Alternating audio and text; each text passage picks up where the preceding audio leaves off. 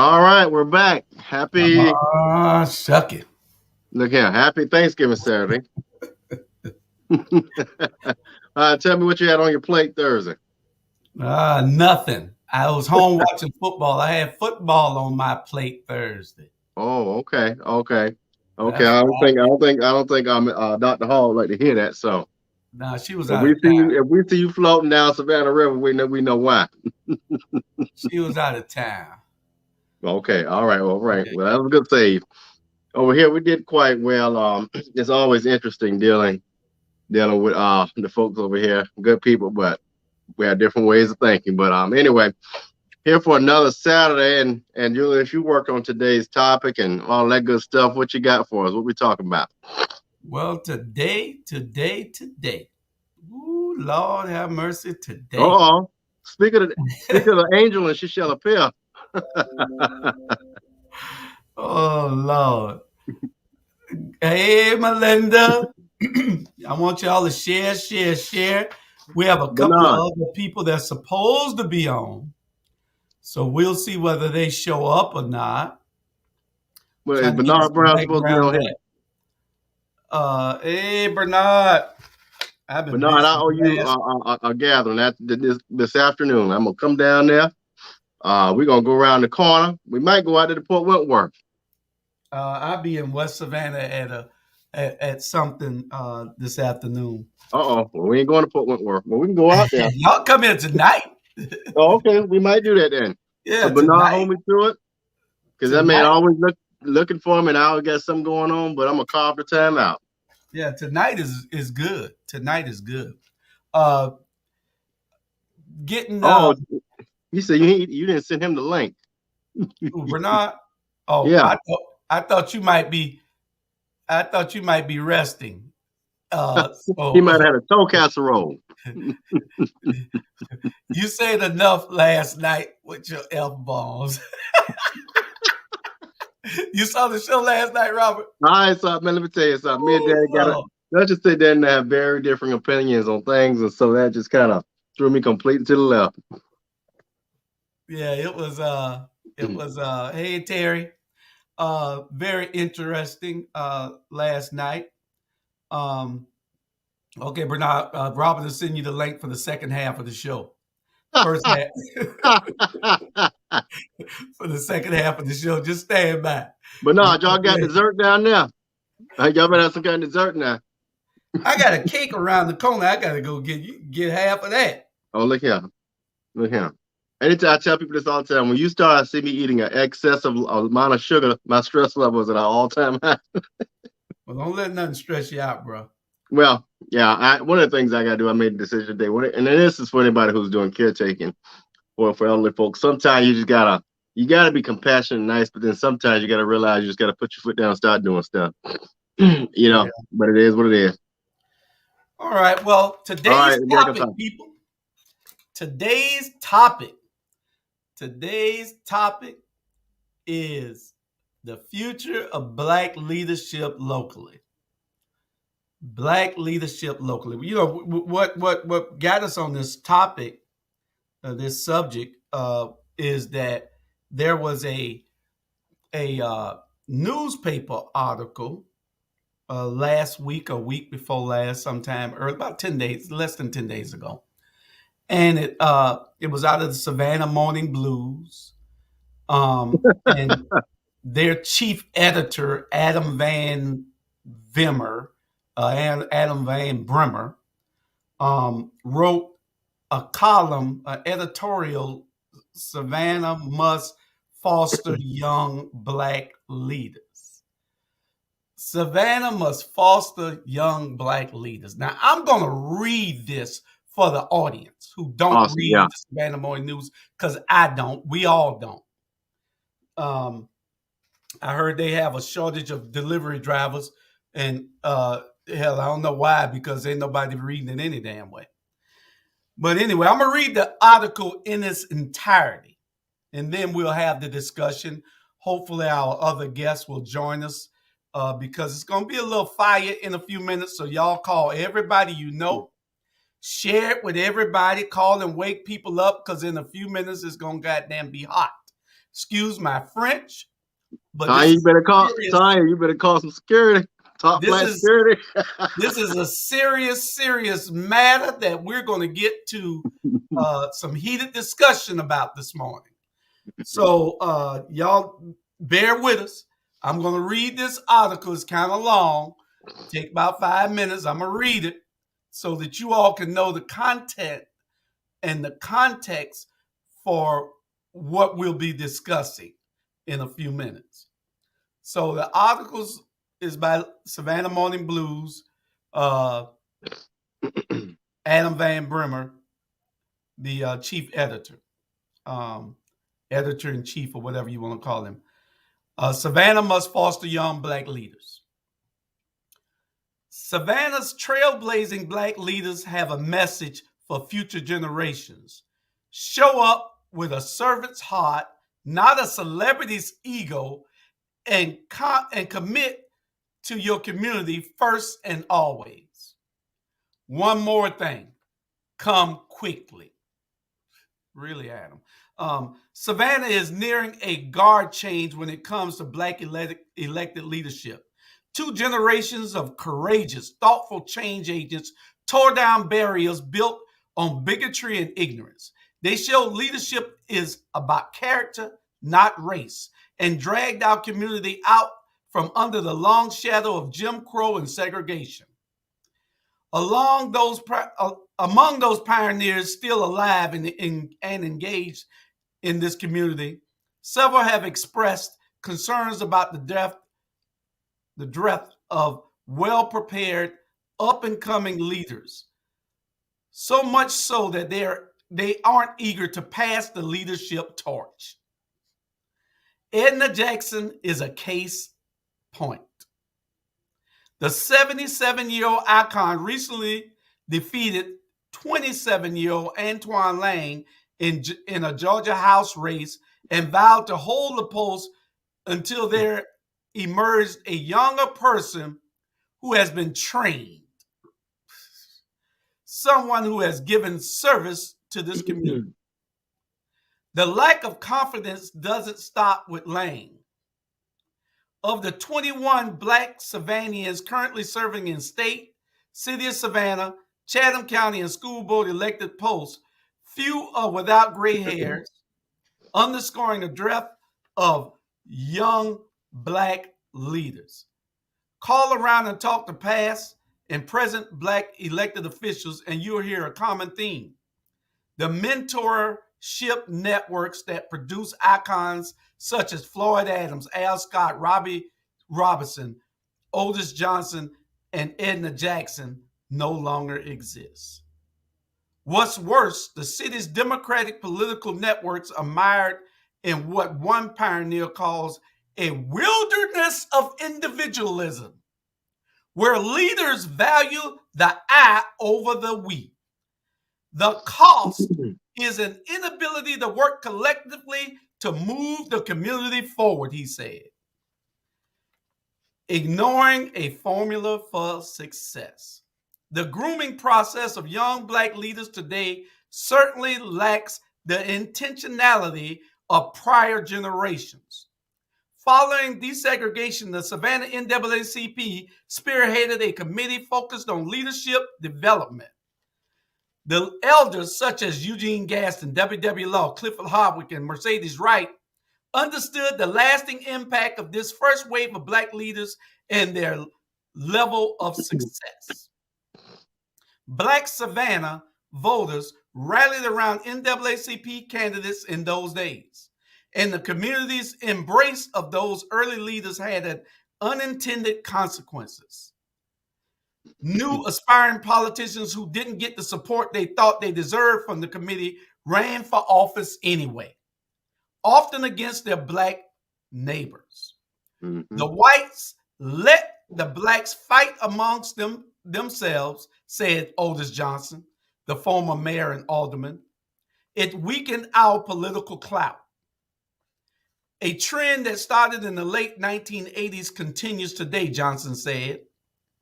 While many youth leadership programs continue to produce talent, the lack of coordination beyond young adulthood chokes off the pipeline.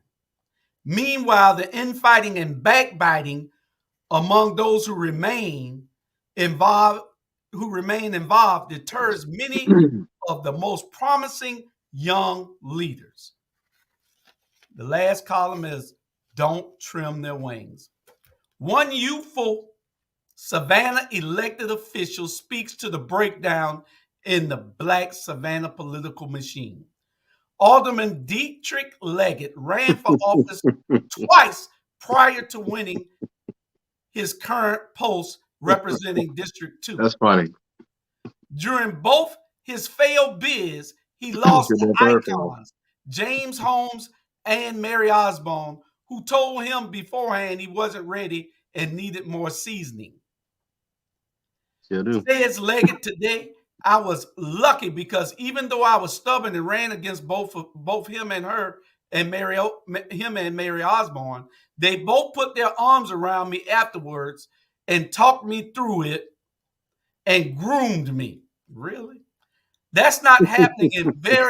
Places. In very many places. Count Leggett among those who want to see the return of a more purposeful approach to grooming young Black candidates.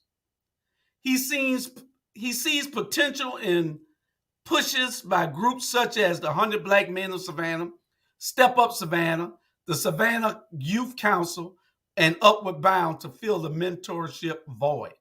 But Leggett says it is incumbent upon the icons of earlier generations to ID young people who want to be involved in the community and put their arms around them. Many are quick to say, it's not your time, Leggett said. Don't trim their wings, he said. There's greatness here. We just need to help them realize it. That is the opinion piece by let me Adam Van Brimmer. Let me offer this. It's so much in that article, but there, and let me go back there. Let me talk about the leaders who, when I was growing up, that are missing today. And these are the people I watched growing up. You named two of them: James Holmes, Mary Osborne, members of St. Benedict de Moore Church, who I saw in church. Clifford Hardrick. Who else was it? Richard Moe. People like that. I'm talking the old school. Well, I had been 7, 8 years old. And the thing I think we're missing now, Julius, is with those folks, they were unapologetic. They had care for their community, and they were not afraid of their Blackness. Those are the three pieces I can say about those people I just named. What's different now is we got Black leaders who are afraid of their Blackness. They're scared of what the white folk gonna say to them, and they don't care about their community. And those are the differences of what we got now versus back then. And you're absolutely correct. What Van Brimmer doesn't realize is that we don't need him to tell us jack shit. We don't. We already noticed it. We already realized it. The people that you are quoting Van Brimmer, and somebody please let Van Brimmer know that we're talking about him right now. The people that you are quoting Van Brimmer are sellouts. The sellouts are who you are quoting. We don't need them to groom a damn soul. Who has Edna Jackson ever groomed besides Van Johnson? Who has Otis Johnson ever groomed in his life? He didn't even groom Van. Van was just following him. Otis is unapproachable. He don't talk to nobody. Whenever you see him, he's alone. So who is he groomed? He ain't groomed nobody. Don't tell me I don't know what I'm talking about. I've been watching these people. We got leaders on the rise. Why didn't you interview some of them? Melinda said. Melinda, I love this comment, by the way. Let me tell you something. Let me speak on this brother here. Let me speak on this brother here. Let me speak on that brother right now. My thing with Alderman Leggett is this. You know, you lead how it's different types of leaders. I tell people sometimes it's different types of leaders. You lead how you want to lead. It's up to you. All right. But don't come on public air shucking and jiving like you damn Sambo when you know what's going on. And what I'm talking about, and I talk about it all the time, is this Yamacraw issue. If you are an alderman and you don't know what's going on in your district with your constituents, then you need to resign. To sit out there and to get on the public TV and to shuck and jive with the house authority and we don't know what's going on. Yes, the hell you do. Anybody a blind man know what's going on down there. The tourism industry has taken completely over. SCAD is being given a free pass to do what they want to do. What do you mean you don't know what's going on? It's at the center of it. I knew it 10 years ago. And I'm not even an alderman. I don't even live over there. So you mean to tell me you're going to sell your people out, your low-income people who are mostly single moms with children, you're going to sit up there and shuck and jive just so you can get some kind of kickback because you ain't doing it for free. Now, you might be offended and I really don't care. You go to the bandit, get your bandit at Memorial Health. But what I'm saying is this, if you're not going to stand up for the people, man, come on. Come on. And Robert, we have some up and coming Black leaders, and I'm gonna call 11 of them out for you. That just comes off the top of my head. 11 of them. You got Derek Milo, gonna be an outstanding leader for the next 30 years. Good Sigma guy. You got Keisha Gibson Carter. Y'all might not like her, but damn it, she's the best because she fights for the people. Stop trying to give us leaders who ain't going to fight, Adam. We don't need you to tell us a damn thing about who's going to lead us. I told Mike Traynor the same damn thing. I told Tom Barton the same thing. Where they gone? They're gone now. You soon be gone too, Adam Van Brimmer. You got Melinda Hodge. You got Antoine Lane. You got Adot Whiteley. You got Gabrielle Nelson. You got Ricky Lassiter, Natalie Morris, Deion Hoskins Brown. You got Mark Stevens, Shalana Cook Jones. You got people that are young, that are up and coming. Those are just the young ones. You got people who are ready to lead. But that Otis or any of them ever stepped in any of these people to try to give them advice before they stepped into the spotlight themselves. Hell no. Because all they care about is themselves. They think that, Adam is saying in this long article that these people groomed these people and got Edna and Otis all the right. What has Otis and Edna done? But somebody you know what? Why did they feel the obligation to groom somebody after them? But you know what? That's the key word of grooming. And what you're talking about now is mentorship. Mentorship is being intentional. I think you said that word earlier. Being intentional about, like you do with the young people. You see somebody that has something, or they might be off track, or you see where you can add, you can pour in and add and make sure that they're learning to get these skills to be a better person. That's what's missing, I think. And the thing is, a lot of these folks, back in the day, you didn't have to get picked out to be mentored. You went to these elders and you watched them and you got up under their wing per se, right? Nowadays, and then I'm talking very specifically about our leaders here in Savannah is, oh, well, I got mine. If you ain't got yours, hell, if they sell the community out, why would they come mentor somebody else? They say, I'm going to talk about this. That arena over there. When you sell your folks out, what make you think they're going to mentor folks? I mean, my thing is this. The sad thing about it is, what really hurts you in Savannah is, you got these young Black males out here getting killed and killing, and yet we got all these wonderful, smart Black males in leadership who've done absolutely nothing but sit there. They're not doing nothing with no legislation. They're not doing nothing but going around here taking pictures, smiling, and posting pictures on Facebook. That ain't no work, my friends. That ain't no work. That's absolutely correct. And we got a whole bunch of other leaders that if you want to talk to somebody, go and talk to the people. You want to talk to somebody, go talk. We got Black young leaders that need grooming. We got Black young leaders that have stepped up and are doing things. You got Chad Mance. He's now leading the young attorney. He's now leading the NAACP. You got Todd Rhodes. You got Eddie Gresham. You got Myquan Green. You got Natavia Sanders, Gary Monroe, Ambria Berksteiner, Corey Foreman, Jay Jones, Tia Brightwell, Glenada Davis, Craig Gordon, Tara Scott Brown, Dr. Deidre Grimm, Dr. Jamar Torre, Faith Apia, Matthew Swanson, Orlando Scott, Marcus Thompson, Robert Bryant, Dr. Robert Bryant right there that you're looking at, Marcelo Stewart, Thomas Sills, KJ, Keasia Brooks. These are people who are fighting in the trenches every day. Some of them I don't agree with a lot of stuff, but they're there. And there's more people I'll be calling in a minute. I don't agree with some of the stuff they do, but they're there. They're trying to be relevant. They're trying to change the course of things. They're trying to help the underserved. And that's what it's all about. It's about service. See, some people get elected think it's all about them. See that woman right there on the wall right there? She goes to work every day thinking about 37,000 students in the Chatham County school system. No, and retired. She ain't got to. Political plug. This is what she does. No, but she retired. She don't have to. That's the thing. You see what I'm saying? And she don't have to. Exactly.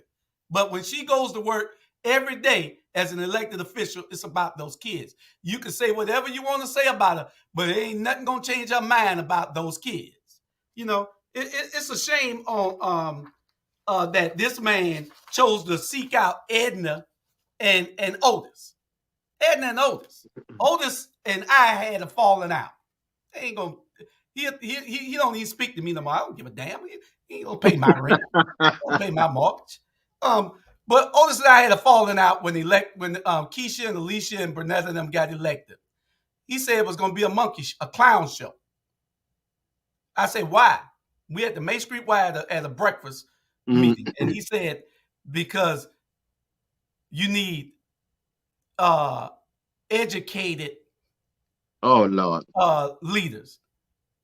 I said, no, you don't need educated leaders. I said, that's first of all, back up. Why are they uneducated? He don't know. See, that's what I'm saying. That bothers me. You can't. He don't come into the community to know that Burnett got more damn degrees than he does. Well, but he I'm don't about to say, understand that Keisha's smarter than he is. We're gonna get back on top, but a degree. I want people to hear this. A degree don't mean you any more educated than anybody else. That's correct. I tell you now. I know people with third grade educations that got more wisdom than I got. That's correct. I tell my wife that all the time. She got 4 degrees and a doctorate, and I tell her she still don't think that education is what makes you smart. Education does not make you smart. It's what is your passion. It's your will to serve other people. It is what you do for others that you will be remembered by, not what you did for yourself. But so y'all got to fighting. Y'all got to. So he said you need educated women. All right. Yeah. So he tells me this, and me and him in the line, both of us getting ready to get our food. And I got a picture of it. I should have put it up here the day that happened. And so he tells me that, and I'm saying, really? I said, these women are for the people. I said, they are here to fight for the people. He said, yeah, but they're going to make a mockery of the office. I say, what the hell? I'm listening to this man. I'm saying, are you serious? Here there's somebody I'm thinking I should be admiring. Done sunk to the lowest pits of hell with me when he said something like this here. Because you're telling me that these women who have sworn an oath and made a promise to fight for the people should not have been elected. That tells me you didn't even vote for them. That told me right then that he didn't even vote for them. He did not vote for them. But we have not spoken since. And he looked at me now and he turns his head. But when I was working on Van campaign, all they want to do is ask me all the goddamn questions when we in these meetings. And Van claimed I wasn't in the meetings. I was in the everything. But you know what? But let me go back to that too. What bothers me is this. Anybody that got common sense know, and I'm biased when I talk about diversity and all that, y'all. So, but you need all kinds of people around the table. Had it not, and I'm gonna say this out loud, and this is about women leaders now. Had it not been for Alicia, Bernetta, and Keisha, this administration would not even think about poverty. You wouldn't have people saving people's homes. You wouldn't have the citizens of Savannah knowing about what's really going on. What I think people are afraid of is that maybe they don't follow policy as it should be. But guess what? Policy should be broken. The policy ain't helping the people. I've seen where I remember when that big ship came in and Keisha Gibson Carter tied that big ship with all that money coming into the port of Savannah, tied it to the poverty in Savannah. See, the thing I like about them 3 women is they think about the least of them. They think about the least of them. They're thinking about policy that's going to help people who are less disenfranchised. They're thinking about what Diedrich Leggett doesn't think about is how these people are now about to be displaced because now their homes are getting torn down so SCAD can prosper. They're thinking about things that our mayor fails to do, and that is think about the people. And so that, to me, is what we need more of. Different types of people around the table who are not the most educated. And I said this before, the talented Tiff need to step off of that pedestal and step down in the trenches with folks so you can understand what's going on. You see, and Van promised to put that leaf in the table so everybody can sit down. Funny that you said something about around the table. Now, this is the table, and I'm going to show it to you all. This is the table that they're sitting around now. And I want y'all to see who's sitting around this table. Okay? I want y'all to see who is sitting around this table and with who. See this table here? See look this at the front of it. On the right, on the left-hand side right there, that's Linda Wilder Brown. Listen, I'm going to say this out loud, Mary Killer. You see the coons? I said it. The coons you see the coons sitting out there? I don't care if you're mad or not. Go to Moral Health. They got several Band-Aids. You see the person on the right there? That's Diedrich Leggett. You see the person sitting center stage right here in the front? That's one of the richest men in Savannah. That's Kessler. That's who built Plant Riverside. Let's bring it in context. That's who owns Plant Riverside and all the artifacts in it. Yeah. Y'all ain't getting no check from that man. Quit cooning. Yeah. No, they gonna get a check. They getting a check. They getting a check. Believe it. Now, they done sold out enough to get a check. They gonna get a check.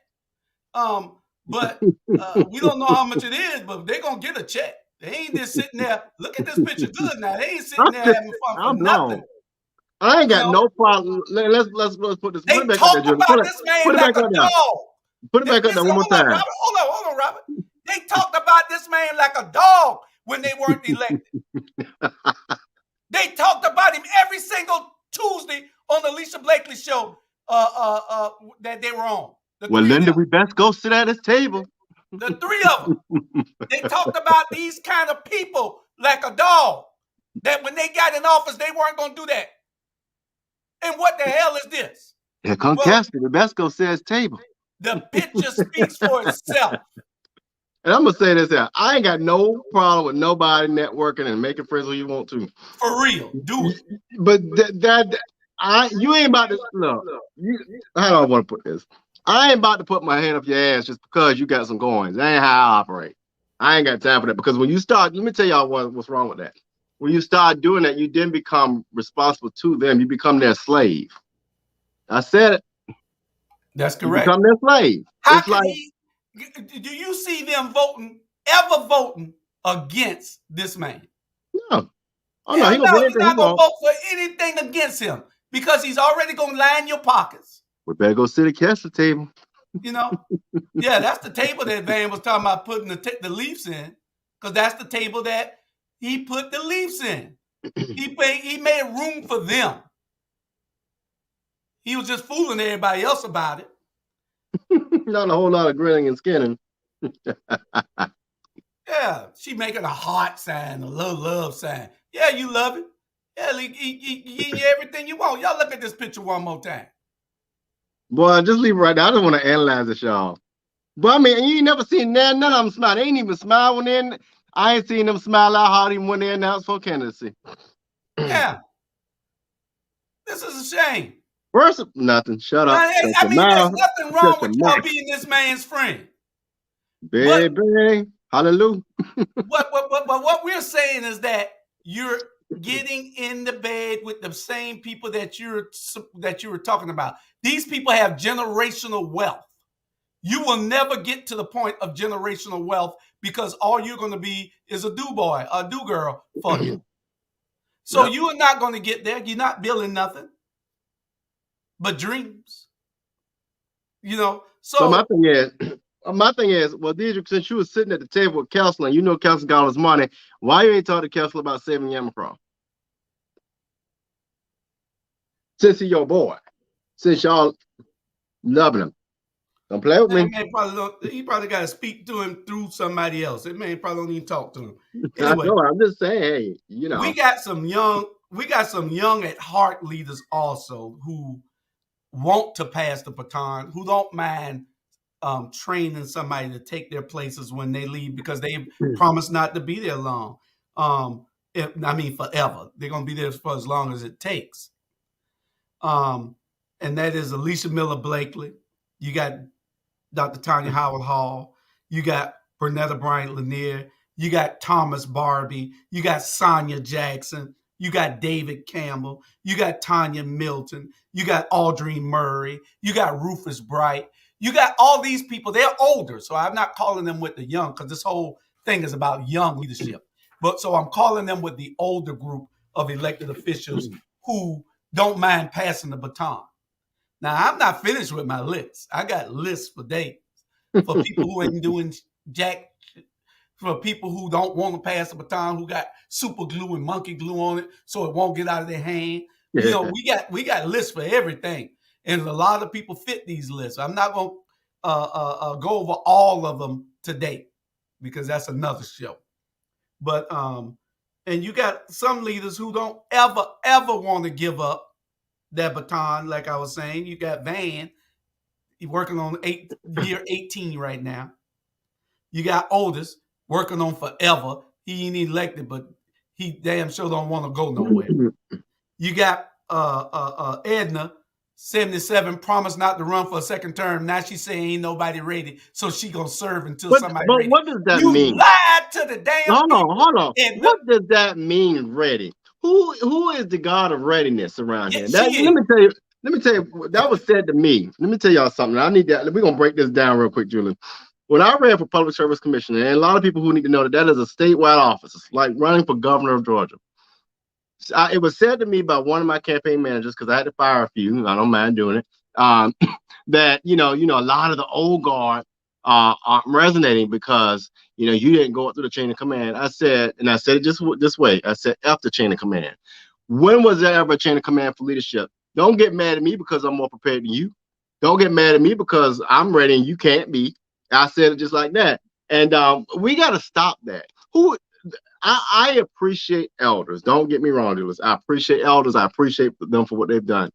But you don't tell somebody and you don't have no syllabus and you are not the God of all things being prepared, because guess what? We got a person in this leadership now who ain't ready, but y'all voted for him. So help me understand, Julius, in your mind, what is this whole concept of being ready?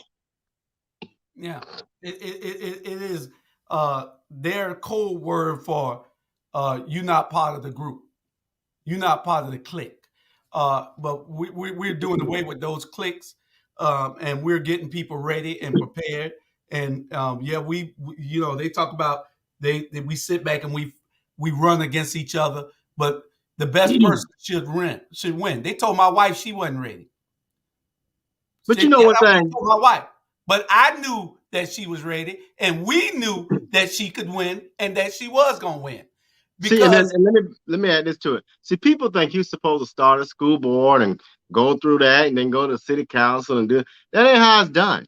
God makes you ready. That's what I want to tell people. God makes you, when God tells you to go do something, you do it. That's what makes you ready. Not no human being. Had Jay Jones not gotten into the CCDC, the Chatham County Democratic Party, and had he listened to people talking about he ain't ready and this and that, do you know the Chatham County Democratic Party will still be trash today? That's correct. Look at where it's come. It is a powerhouse. You hear me? Now he's going to take the first congressional district Democrats and make it a powerhouse. I mean, I love Lisa Ring for what she was, but Lisa wasn't doing nothing. That's why Democrats going to get their butt whipped every year in the first congressional district. So if we could take, I'm going to tell anybody out here now watching, if anybody tells you ain't ready for something, tell them to kiss your ass and keep doing it. All right. But to get back to that list of young at heart leaders, I say Alicia Miller Blakely, Tanya Howard Hall, Bernetta Lanier, Thomas Bobby, Sonia Jackson, David Campbell, Tanya Milton, Audrey Murray, and Rufus Bright. Okay, we know them. Those are the young at heart. And those who don't want to give that baton up, we know Vane ain't going to never give it up because he's plotting his next move. We know Otis don't want to get out the way. He just want to be in the way, but he only going to come when you call it. And Edna Jackson, y'all know the story. She just in the way. Y'all seen that WTOC lighting of the lights on Broughton Street thing? See, they trying to See, the news media is complicit in this era of sellout for us. They want us to create more sellouts, but their problem was they're not smart about it. They should have had these people grooming sellouts, But now they're telling us that we should be bringing them forward, and I'm telling you, I got a whole damn list of them. We don't have to bring them forward; they're already here, but they don't want them. These are not acceptable leaders to them. Who ain't ready? Antoine, how the hell Antoine Lang ain't ready? Somebody tell me that. I mean, I don't agree with everything Antoine does. I think he's cut in the same mold as a few of the leaders that I talk about. But I like Antoine. I really do. But you can't tell me Antoine Lang ain't ready to serve. You cannot tell me Antoine Lang ain't ready to serve. And you cannot tell me that Antoine Lang wouldn't be better than Edna Jackson. You can't tell me that. She's 50 years older than him. She's 77. But she got experience. She got experience. Her experience, Lord. That's what the argument be. She got experience. Antoine today is more prepared than Edna Jackson could ever be. Believe that. Than she ever was. I understand what the people say. You got Al Scott, who ain't never got out the way. 46 years this man was in our life. Since I was a baby, this man's been in my life. I remember riding the city bus when I was a little boy and seeing the campaign signs for Al Scott. Y'all know how long ago that was? A long, long time ago. I mean, I just looked 36. Hey. Good Lord. You got people who don't want to give up their reign of power. They're holding on to it so hard. Let me talk to you. Talking about leadership and baton and mentoring and impact. I'd be remiss if I don't mention this individual here. Young pastor, not from Savannah, so had no reason to come down here to advocate. All this man had to do was come and lead Connors Temple Baptist Church. And I'm talking about Reverend Benny Mitchell. Reverend Benny Mitchell came down here, had all the noise. You ain't ready, this, that, and the third. And that man put foots up butts. I mean, he went toe to toe with people, even the mayor, John Rosikis. And people may not remember this. People still are mad about some things, but fought tooth and nail for these communities. Fought tooth and nail when he didn't have to, and ran a church. If more people had just the fortitude and the guts that Reverend Mitchell had, do y'all know how powerful this city could be and how powerful our culture could be? But we don't have people who have that kind of strength anymore. Well, we don't find them. We do have WW Law is another one. Yes, sir. Ivan, that's right. Well, we do have them. We do have them. Those people who are ready to serve. I just called a bunch of them names, but they're still being overlooked by the powers that be, because the powers that be said it's not their time yet. They're not ready yet. That committee that you were asking about, who's on that committee of who's ready and who's not. That committee has turned a blind eye to these people who are ready. See, because if you show a willingness to help somebody, you're not ready. If you show a willingness to sell out, then you are ready. And I'll say this too. What's different too, and that's what I was told on the old guard. With the old guard per se, I guess they got some kind of checklist. You got to go through this initiation. I don't know. But the thing I can say now is, I'll never forget when I came back to Savannah to help my mom and dad. And I knew I wanted to do something. I just wasn't sure what it was. And at first I thought about 1st Congressional District, and I was like, and then I was told that Joyce was running. So I said, no, I would never do that because I don't want to cross pollinate the culture. But then I got a call from Jay. Jay said, hey, I want you to look at this. That's what we need more of. I know you're interested. Here's an opportunity. Let me work with you. And I had a number of people do that, yourself included. And we don't have enough of that. The old guard doesn't do that. I don't know how they expect people to resonate with their message other than people their age and not want to be a support system or a source of information to help people who want to do things. My young brother, Tevin. Tevin was on the show, Tevin Byers.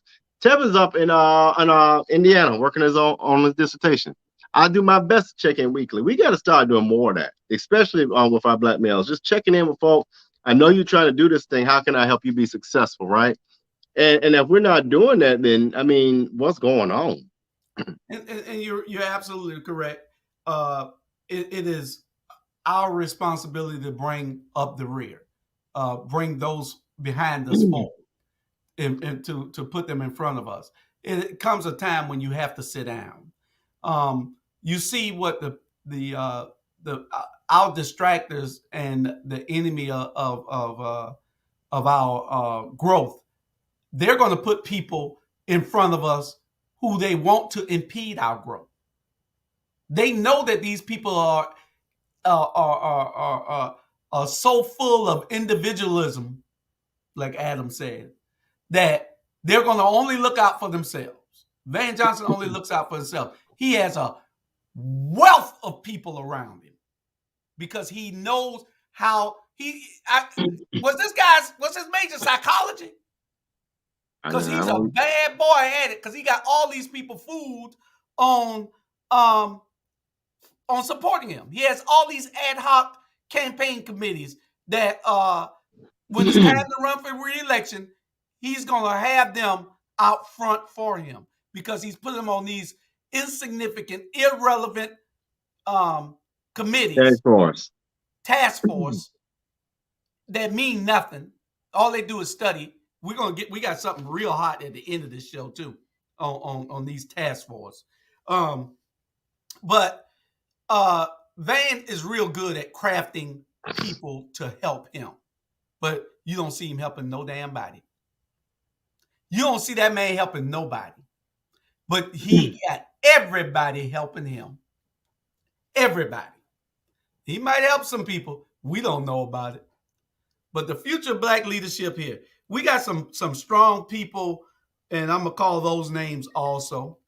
I didn't finish the list of because it's unfinished for those that don't want to let loose the baton, but there's several others on it. We'll call them on another show. But you got leaders fighting the fight and trying to train and groom people who Adam Van Brimmer, if you just went to the damn people and talked to them instead of talking to our sellouts. You know, they don't think Otis Dem is out because Otis Dem did everything for them.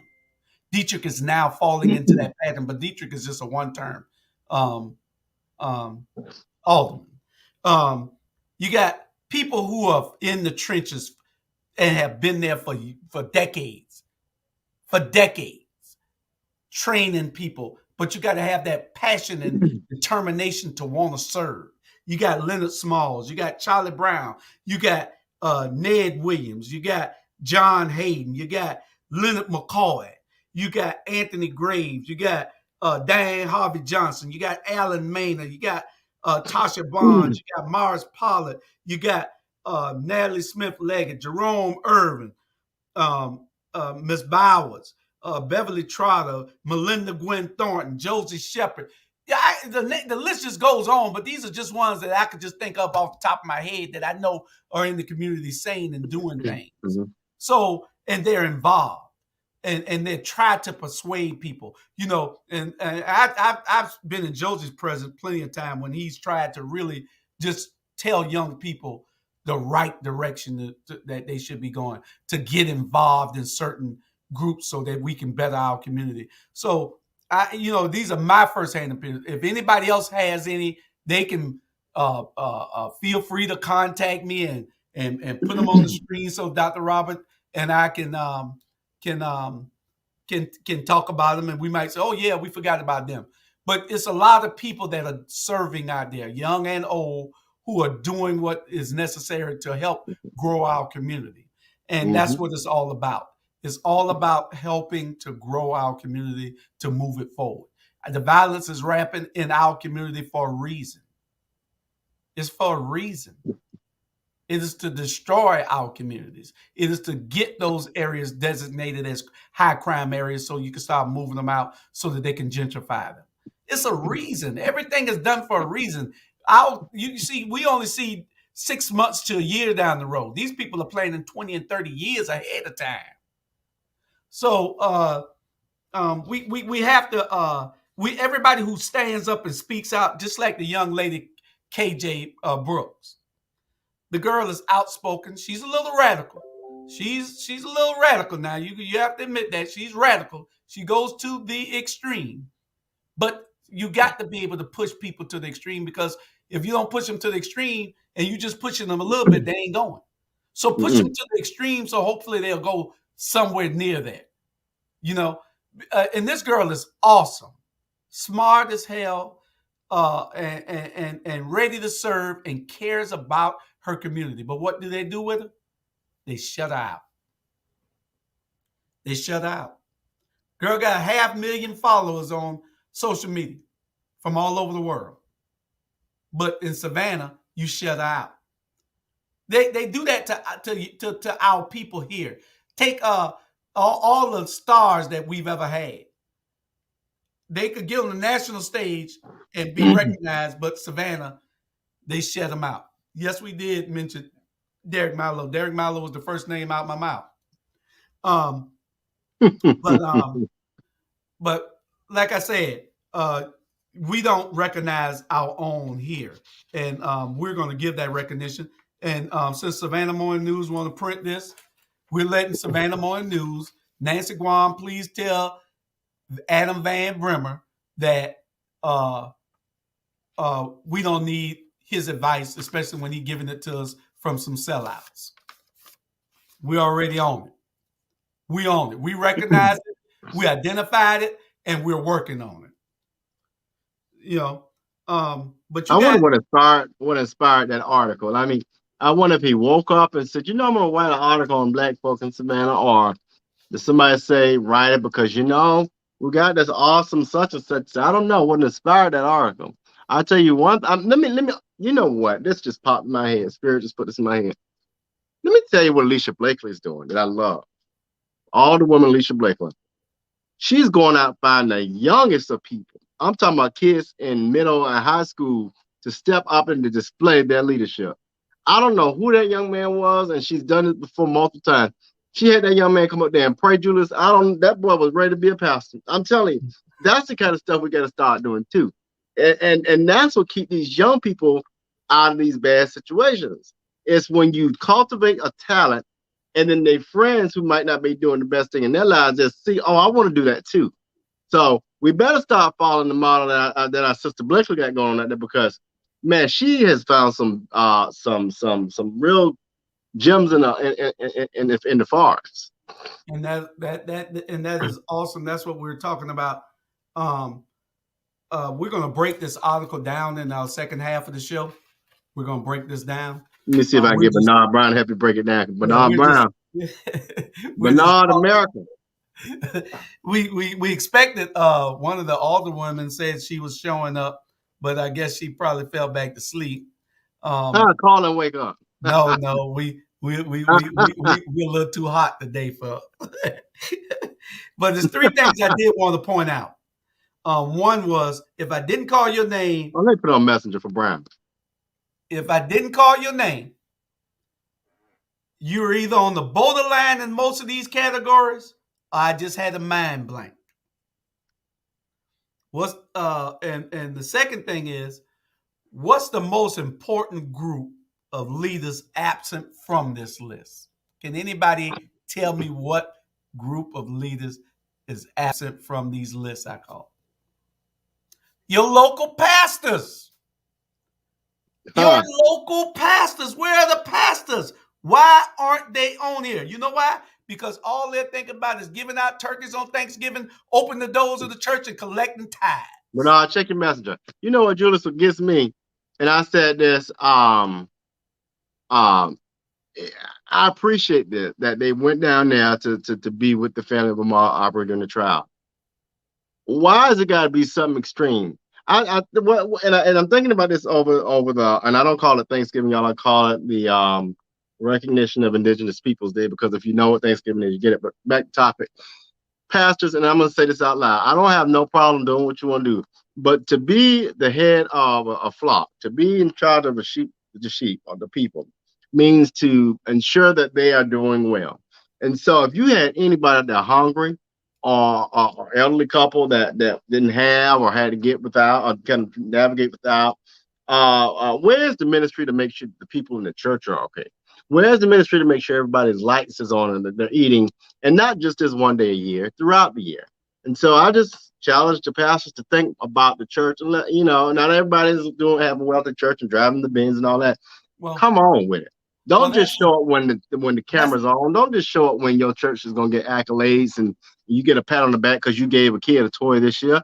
This happens every day. You got that's the people under that second part of bridge the show, every Robert. day. Come on with it. Robert, that's the end of the show. No, my bad. I just feel I'm strongly gonna get about to that them at stuff. the end of the show. Oh, these glasses aren't as good as these. But the pastors are AWOL right now. They're absent without leave. They are. They are. You all are. So tell your pastor, if you know your pastor ain't doing nothing, stop just praising him and kissing his feet. And tell him to get his butt out here and walk on his feet. You Check know?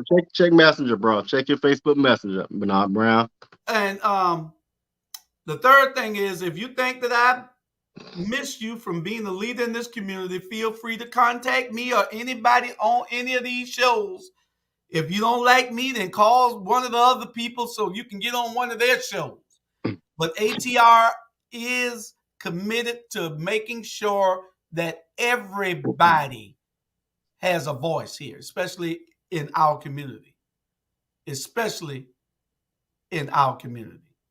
Our pastors, you're right, Deidre, Dr. Grimm, many of our pastors are sellouts. And we're going to talk about them the last thing on our Julius, Bernard said send that link to agenda his today. phone. I can't send it to your phone. I can only send it to your email. I sent it to his messenger. I don't know why he don't want to check You got to messenger. go on Facebook and get it off your email. I bet you one of them toes popped up. You'll check that messenger. But feel free to contact anybody off of any of the other 10 or 11 shows if you want to be on their show and talk to them. We got the shows for you. All you got to do is call them. They'll be happy to put you on. But we're going to break this letter down, and then we have the last thing on the list is this meeting that was called with the 32 pastors or 33 pastors that was called recently. That's the last thing we're going to talk about. They had a meeting, Robert, and y'all stand by. Call your pastor and tell him to tune in too. The 33 pastors showed up to a meeting with the mayor because of what was going on in Brunswick. And we're going to talk about that in a minute. We're going to talk about that in a few minutes. They showed up to have a meeting about what was going on 70 miles away from him. 70 miles. 70 miles. Yeah, we're going to talk about that. But anyway, let's get to this letter. Because we done gave our opinions on this. I haven't seen none of these comments because I've been busy reading and talking. Where are the pastors regarding Stillwell Towers, the weeping time, and affordable housing? They are absent without leave, Ivan. They're absent. They are nowhere to be found. They have an obligation to God first, and they're not fulfilling that obligation. They think that they're supposed to give out free turkeys, open the doors of the church, and collect tithes. And that's all they're doing. Many of them. There's some good pastors out there now. I'm just not going to get into calling their names today. But if that fits you and you haven't been doing what you're supposed to do and you're a pastor in this city, then I'm talking about you. And if you got a problem with it, you know my number, 912-572-3798. Call me. We'll get you on here. You can tell the world what you're doing so great. Savannah's trailblazing black leaders have a message. What trailblazing black leaders he talking about? What? They went to him or did he go to them? Who went to who and gave him this message? You know, they want Adam to tell the black community through this garbage piece of newspaper what we should be doing. Really? They said that. Really? Tom Barton, prime example. He gone. Mike Trainer, my friend Mike, he gone. Things are changing here. When I tell it to you, believe it. I ain't playing with you. this is the way it is. This is the way it's gonna be. We on a mission. Ain't just me.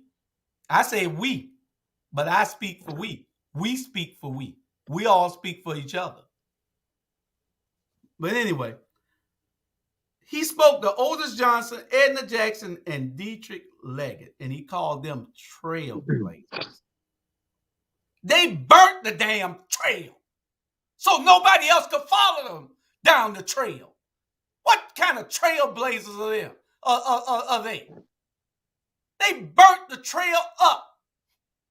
Otis hasn't trained anybody. Please, can somebody out there listening put in the comments who Otis Johnson has trained besides Van Johnson? And I guarantee he didn't even train Van. He did not train Van. Van just was looking at him and following him. He ain't trained nobody. He's unapproachable. Well, and if he is, he always telling you, "I'll get back with you." But Edna Jackson. Now she did train Van. She did train Van. Now, but that's not speaking highly of her. She trained Van. Who Van training? Who is Van training right now today? Tell us. Do you know, Robert? Anybody in the comment section? I heard a name, but I ain't about to get jacked up. Is he training anybody? Do you know anybody he's training? Start with an M, but I don't know how true it is. Marcelo? No, I ain't gonna talk about my boy like that now. Was it Mahogany? Marcelo, my partner. That's my boy. I'm talking Mahogany. It's great. Mahogany. I don't know. I'm just saying it is what it is. It's great if he's training Marcelo. I said Mahogany. I ain't gonna. Marcelo ain't that retarded. I ain't gonna Marcelo been there. Mahogany and Marcelo are activists in the community. Right. I'm just saying they don't really need training. They can look and see. They can participate in these. I know. Let me tell you, Cello and I were George something together. I know Cello Cello know how to handle himself now, so he can run circles around that man. Right. I'm saying he ain't got to train Cello. He ain't got to train Mahogany. No. Mahogany is working on campaigns every day. She ran her own and made a mistake, so she's in it. But all right. What's going on, y'all? Move that off his face. Yeah, I appreciate it. I'll try. Go ahead, keep talking. Hey. All right, there you go. But those two people are friends of mine, Mahogany and Marcelo. They don't need any training. They have been around campaigns long enough. Marcelo's ran campaigns. He don't need no training. He don't need no grooming. I'm a boy right now. He's ready. Let me tell you something. Marcelo. She's been out there and she sees what's going on also. So, and she's working campaigns. So she's getting her training. But who has Van Johnson trained? No, what I'm saying, so Cello, when we was an undergrad Bernard, Cello was a Sigma, I'm an Alpha, but our chapters were so tight that, man, please, you ain't gonna run up on Cello and think I ain't gonna show up. So yeah, that's my people now.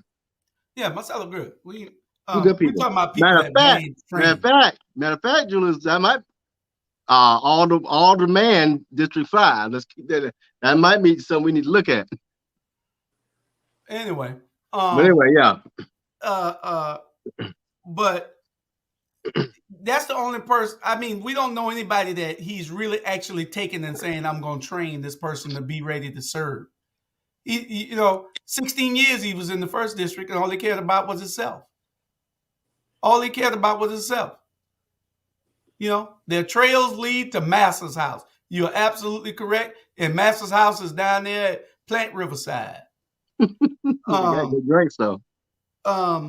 And all the trails lead there. All the crumbs that the mice have been picking up go straight on down there.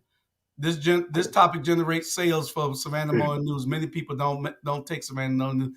Hell, they can't even generate sales with it because nobody's reading it. We just happened to somebody was reading it and sent it to us. We didn't. I made a copy of this off a screenshot.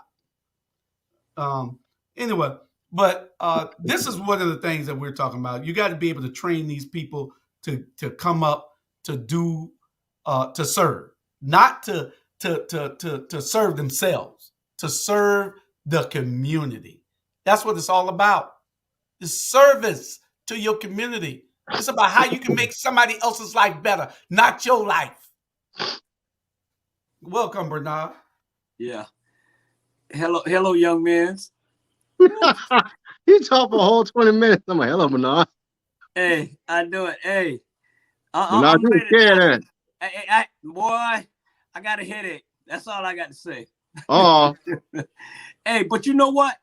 Like I always say on the serious note, if you're a leader within your heart, that you're a leader, you don't need nobody to train you.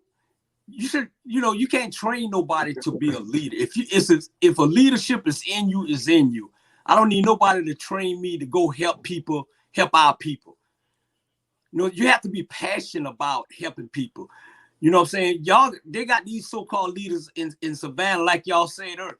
Is what you did for me lately, or what you gonna do for me down the line. Everybody's getting paid. Everybody paying everybody. That's why they stayed in leadership so long.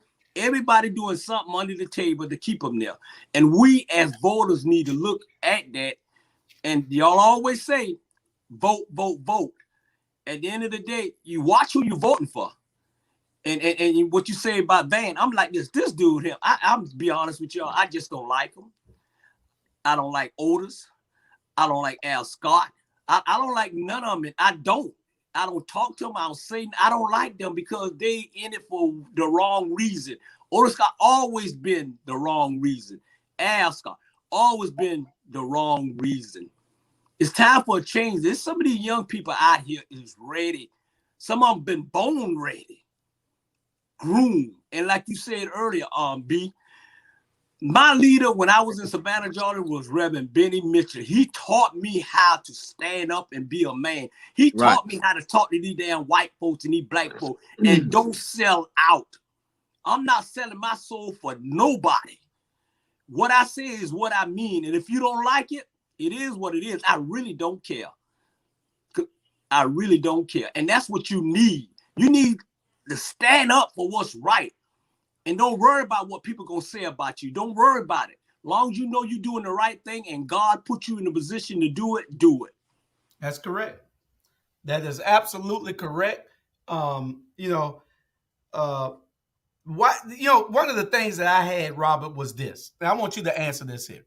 uh-huh. If Van Brimmer was so concerned with our damn community, so concerned with our community,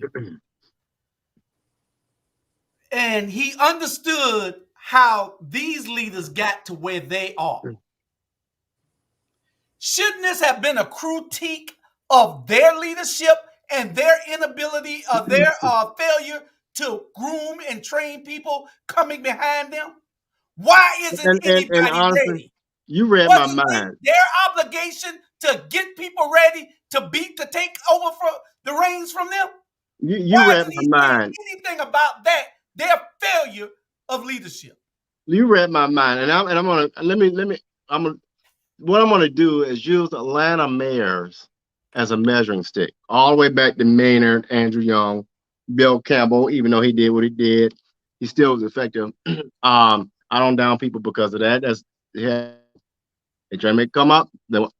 These folk do it anyway.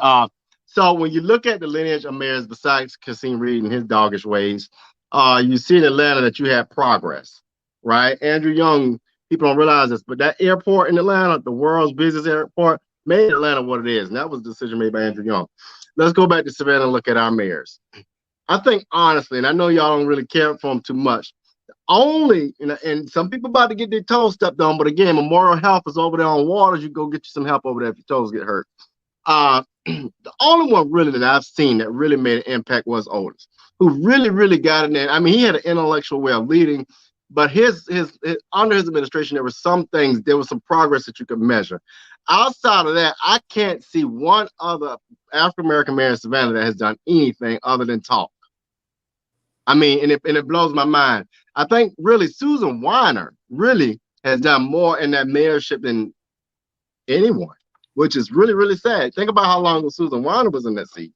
So, and I want people to comment, what black mayor has really done anything significant that we could really say, you know what, that really has made a huge difference in Savannah. You know, Jay and I and Julius, we talk about this all the time. You go on West Savannah has looked like that for decades. It hasn't changed. It hasn't changed. You have areas where you were. I remember Julius posted about a year ago a tree that was hanging out in the street. That tree has been there for years. Yeah. The Savannah Mall, garbage. The Oglethorpe Mall, no change. There has not been. The only big significant thing in my lifetime has been that Talmadge Bridge. But now, the only thing you're going to see done is around Riverside and the Historic District. So I want to see the comments. Name one significant piece of legislation or change that we've seen under an African American mayor. We got to do better, folks. We've got to do better. I mean, I just get sick and tired of us putting people back in the basketball game who can't throw a 3-point shot. And I mean, you know, we got people running races. Look at Jacksonville. Jacksonville is up and coming. Macon is up and coming. Augusta is up and coming. And we get left in the wind. Let me show you something, Jules. And I think, Bernard, we all talked about this before.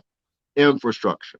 If we could get the infrastructure right here, and we could capitalize off of the ports, and we could capitalize off of so many things going on with our economic pieces, we can make this a powerhouse city.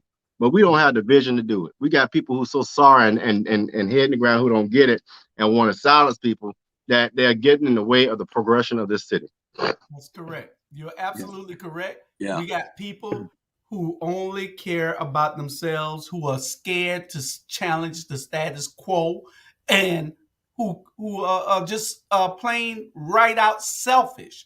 They don't care anything about the communities that are underserved. They don't. They don't. If they did when they took office, then they would be doing exactly what Keisha, Alicia, and Burnett is doing, fighting for the people. Old Linda Wilder Bryan and Dietrich Leggett, the biggest disappointments to ever get elected anywhere on the face of this earth. And I'm leaving out of Savannah, on the face of the earth. They talked a good game until they got elected. Then for some reason, I mean, this Dietrich was calling me every single night. Big bro, man, Van this. Oh, I hate this man. Van this. And then now all of a sudden, he got his duty is to protect Van. Stupidest shit I ever heard in my life. Alderman's job ain't protect the mayor of a damn charter. Hell told you that. Otis Johnson told him something like that. I already know where he got it from. Only person that tell him some stupid stuff like that is Otis. You know what I would like to see? I really mean this, and folk can get it however they want. We need somebody, and I'm not telling this young lady to do this, but the only one person I see in leadership now who I believe has the vision, the guts, and the wherewithal to be a good mayor is Alderwoman Gibson Carter. I just see it. I don't know whether that young lady will receive that calling, but I am so sick and tired of seeing Savannah be 40 years ago. We're in the same position we were 40 years ago. Yes, sir. 40 years ago, probably 60. There was so much promise after the last last election. We just thought that, okay, things are going to change. The table is going to be widened. That lead is going to be added. People are going to prosper. Black businesses are going to boom. We're going to have people getting contracts. We haven't gotten the damn thing, Van. Nothing that you promised. Put that picture back up. I know who got it. Put that picture back up. Yeah. That's who got it. Hey, I see Bernard back there too in that picture. Shit. They won't even let me in that door. You the help. Then we tell you to go back there and sweep that floor. I do it. That's the table.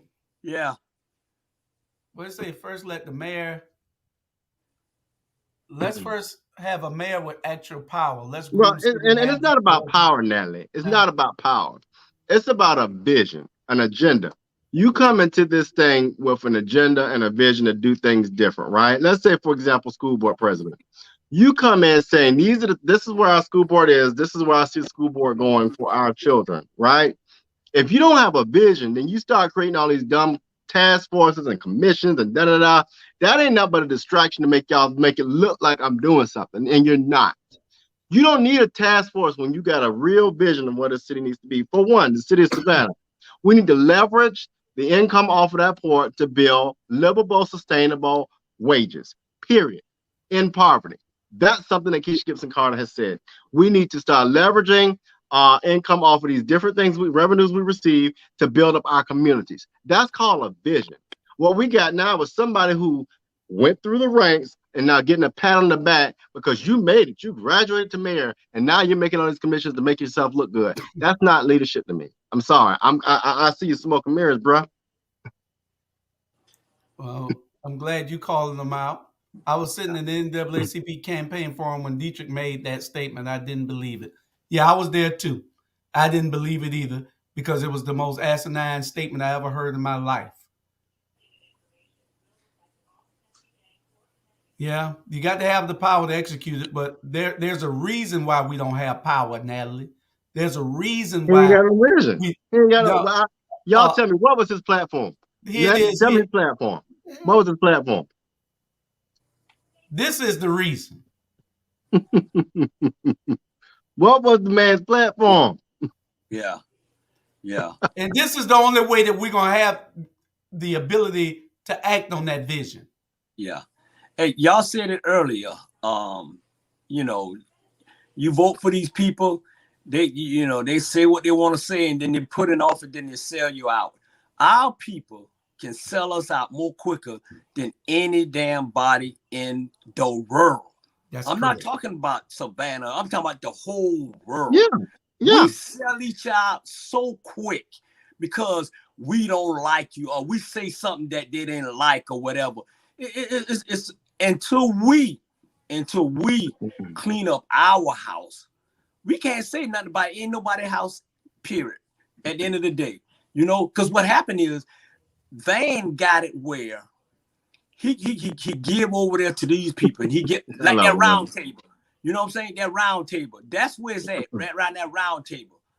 At the end of the day, stop selling your people out and then you'll be okay, period.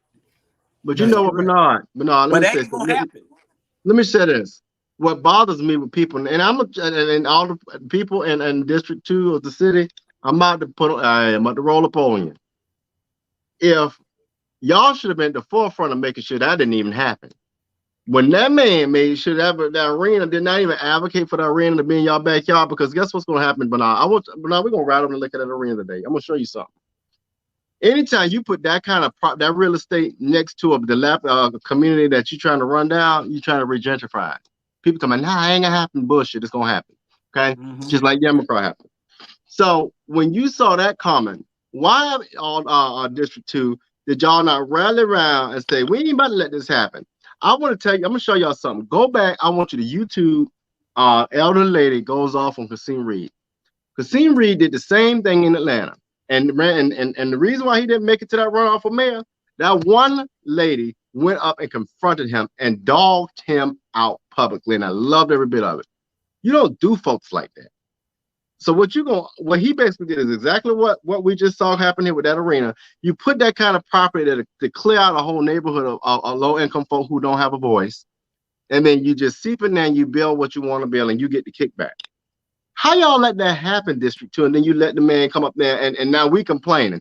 I blame the citizens. Because again, if LeBron James ain't producing for the Lakers, he gonna be put on the bench. And it's time we start putting some people on the bench and stop letting them have a pass. Yeah. That's absolutely correct. Yeah. I meant to show y'all this picture that was developed of a T-shirt that's going to be out after a while. Y'all look at this T-shirt. This is what happened to the leaf that was supposed to have been put in the table. Lord.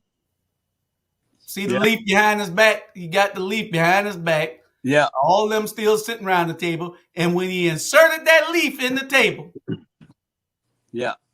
we got this. What the hell? Yeah. When he inserted the leaf that he got hidden behind his back right there. See those guys there that angry that he fit to put that leaf in there? But he put that leaf in there.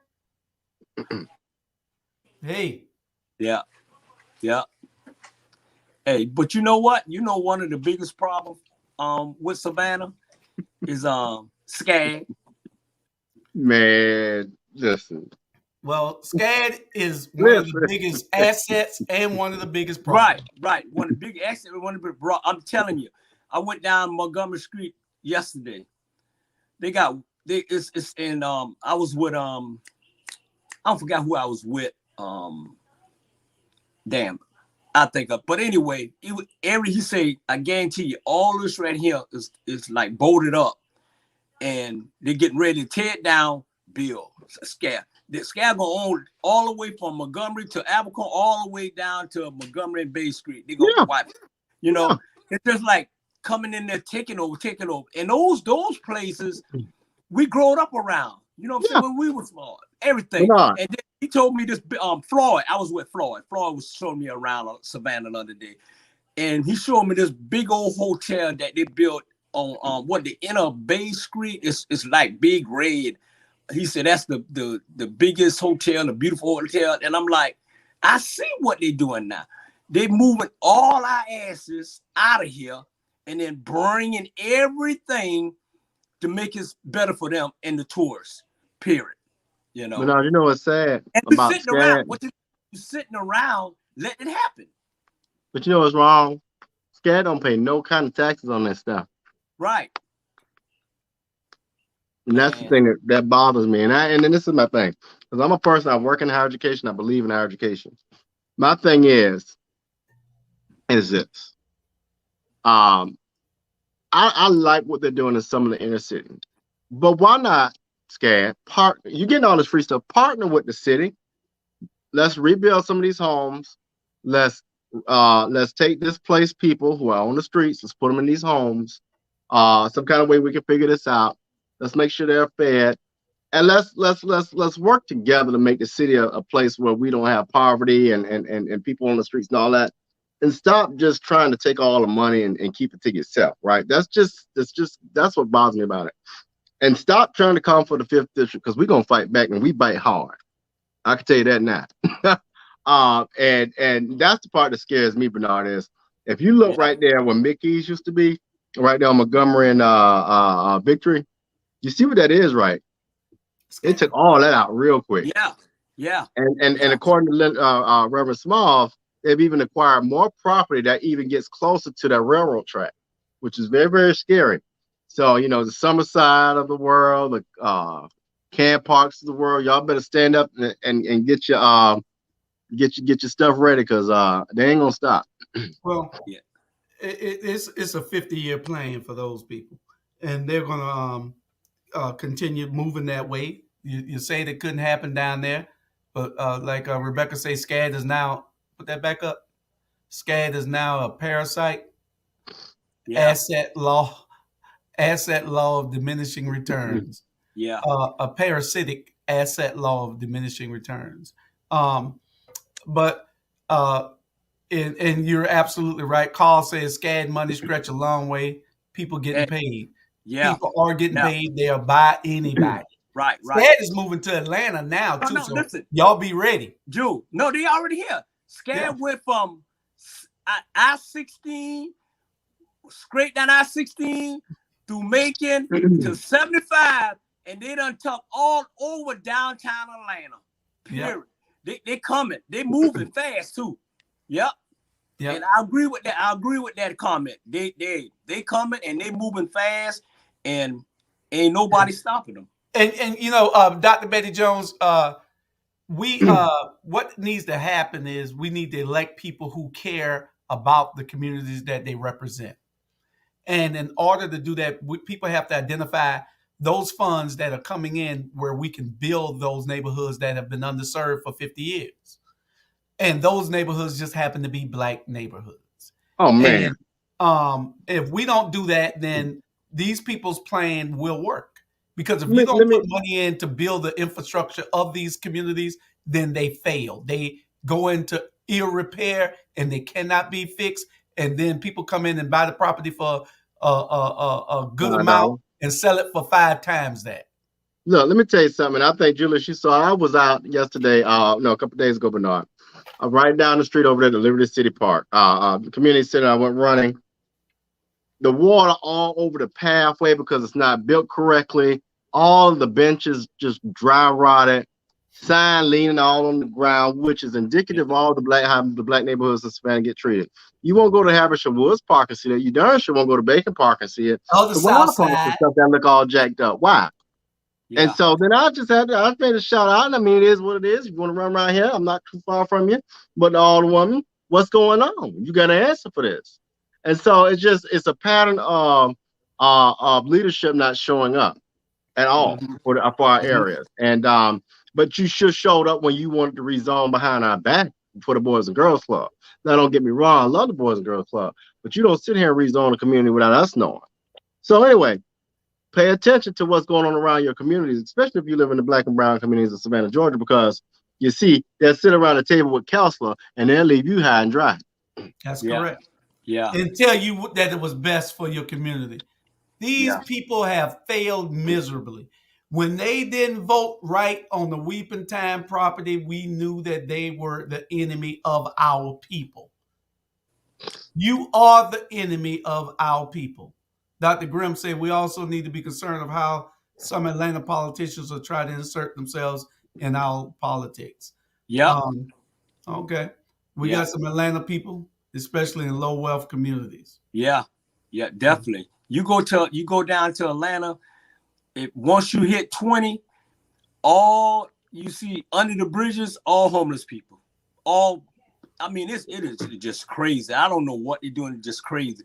But if you go down 16, y'all, and you remember it used to be nothing but trees, all those trees. Now what's going on? They're building warehouses all the way down there, long warehouses. Yeah. You know. That's what this city is called, Port Warehouse. Yeah. Right. And you know what? I got a client now who is trying to do a nonprofit that will help homeless that come from different, veterans or people who just got out of prison or had an addiction and were homeless. She's trying to build that and get a nonprofit, get funding to do that. And don't you know it's so hard to get a nonprofit to help people or to provide support like that? And the city had the money, but the city don't want to make that funding accessible.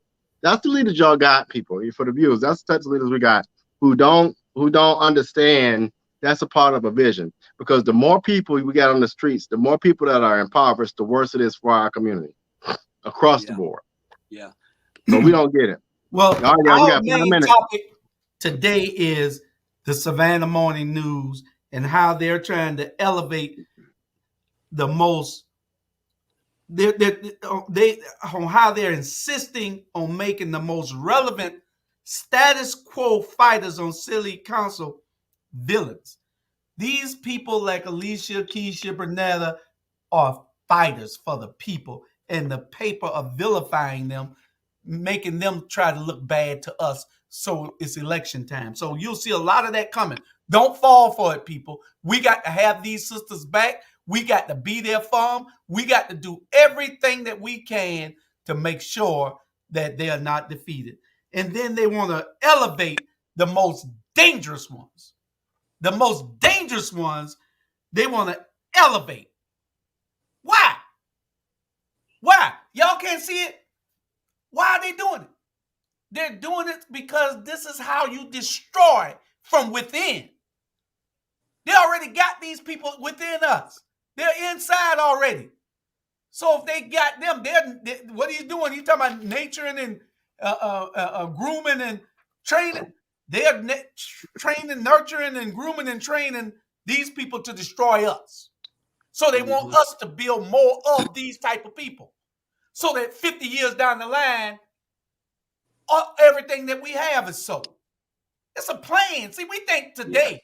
They thinking 50 days ahead of us. Yeah. 50 years ahead of us. Hey, why you know what? It go way back in the days too. Why if people want to destroy the black community, why they go and get the black people to destroy their own community? Just like if you want to get taken out, they have somebody black take you out. We can give somebody right now probably $20 right now to go take somebody out, and it is our color. Our color always taking each other out. You know what I'm saying? And what makes it so bad about that is they really don't care. They don't care. Listen, everybody, y'all can say whatever y'all want to say, but it's this here. People don't care about us. They don't like us. They know how to get to us. They know how to brainwash us. And this go over and over and over again, and we fall for it. And we do it. Until we stop letting these people brainwash us and we stand up for what's right and stand up for ourselves, we're going to be okay at the end of the day. But where we start, it's got to stop. Just because, you know, they won their trial in Brunswick, okay, that justice was served. That's one out of what? Millions or whatever, you know what I'm saying? And I guarantee you, it's going to be another case come. Oh, ain't no question. It's going to be another case. Because this is what this country is built on.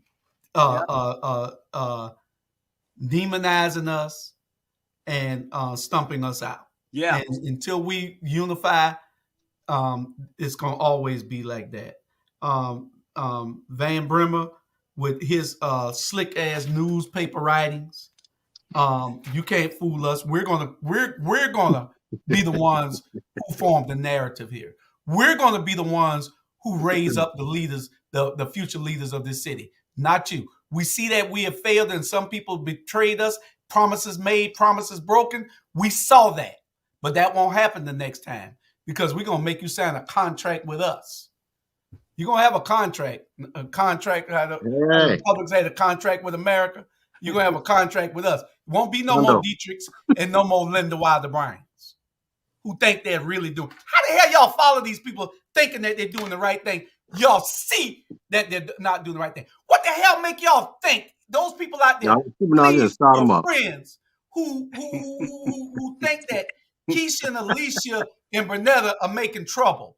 These people are fighting for the people, the underserved people. What the hell else y'all want? They don't want that. It's clear they don't want that. Yeah. These are your aunts and your uncles and your grandmamas and everybody. I said this before, Bernard, you know this. And I'm gonna say it. This city is so bad. With you got a big culture here, black folk with crab in the barrel. So since you ain't got, I ain't got it. You ain't gonna have it either. So I'm gonna pull your ass back down. They don't want that. Yeah. That's terrible to me. Because if you got something, guess what? I'm gonna celebrate you. Because me celebrating you, I need you to celebrate me when my blessing comes. It might come 10 years from now. But me trying to hold you back ain't helping nobody. It's silly, but hey. Yeah. And you know what? Like I said the other day, I was with my boy Floyd, the white guy. You know, he's cool, man. I raised him like he was my son. And so we riding, right? And let me tell you how different it is between the blacks and the whites in Savannah. So we riding, you know, he talking, he's showing this and this. And it's like, I'm looking and I'm like, because like I said, I've been going for him almost 40 something years. But he's comfortable. He's comfortable of what's going on. Because he can just ride around, and then he leave, and then he go right down to Wilmington Island, and boom. You know what I'm saying? It's like they'll come, change Savannah to what they wanted, and then they ride off in the sunset to their house, and then y'all still got trash. And man, I'm gonna tell you something right now. I came here a couple weeks ago, right, George and RG? You go get that. In the same damn trash that I seen 3 weeks ago, it's still there. Yeah. Our neighborhoods are disregarded. They don't care anything about our neighborhoods. First of all, we got to care also and call and make them do it. Yeah. And second of all, they're paying people to ride around and see these things. But they will stop somebody and give them a citation for their car turned the wrong way. Instead of giving somebody a citation for picking up all that trash in the neighborhoods. It is designed this way. Yeah. One of the things that the efforts to get us out, look at Chatham Apartments, look at Clearview. look at Stillwell Towers and now Savannah Cottages over on the east side. They want all this. They want all this. Deidre said what Deidre said. You're right. They try to paint us as if we are unfit and incompetent to run our community. But in all actuality, the issue is that they fear justice granted on their terms. White privilege. It makes sense. Yeah. It makes real sense. Yeah. You know, well, y'all, we're going to get on out of here. No, I have not finished my last half. You can go. I'll finish it up. Listen, we are about to run across time. You ain't got but 10 minutes, no way. No, You want us to miss the Georgia Tech game. You see how he do Bernard. I got 28 minutes. And Georgia beating them people 20 something. That's okay. People want to enjoy that. And guess what? Alabama, we coming for you. But I just want to do that real quick. Okay, this is the gift. I want me to coffee. I'll be back. Okay. The gift that keeps on giving. The gift that keeps on giving. This was a 90-minute show, but now today we're going to make it, we're going to expand it to the 2 hour. And this is the gift. And this is what I really don't understand. And Bernard, this is when you called and said, send you the link. I say, come on the second half, but this is what we need to have a discussion about. Mm-hmm. Robert tried to get into it a little earlier, but this is what I think. The gift that keeps on giving. Van Johnson is the gift that keeps on giving. I try to leave him alone. I like Van. I don't like his policies or his politics, but I like Van. Because he's cunning, smart, driven, but he'll betray you in a minute. But I'm glad you say that. He called an emergency meeting with pastors of the Savannah area in case it was a wrong verdict 70 miles away in Brunswick. An emergency meeting with Black pastors to get help to calm the people to prevent them from burning Savannah property in case there was a wrong verdict in Brunswick. But he only got a task force to study why we're having all this crime, all these killings right here where he live at. A task force. You no longer take a task force to do anything. We need immediate help. Immediate help. Just like you thought it was immediate and urgency for you to prevent in case of a wrongful verdict in Brunswick 70 miles away. You need to be having these same meetings every damn week until it's done.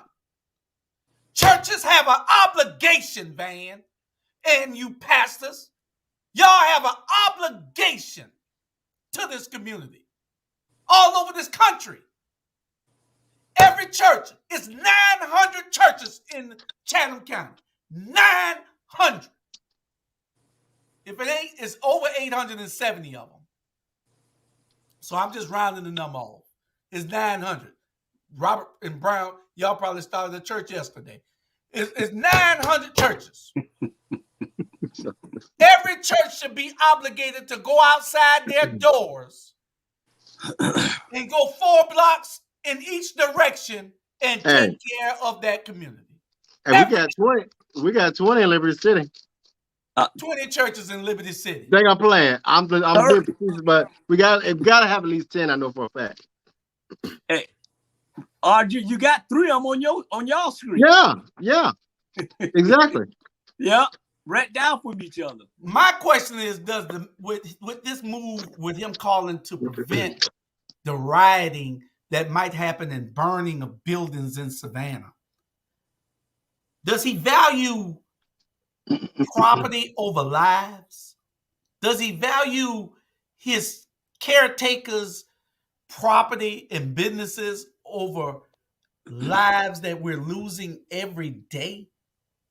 Shouldn't he be asking for more police officers to patrol those heavy crime areas? Shouldn't he be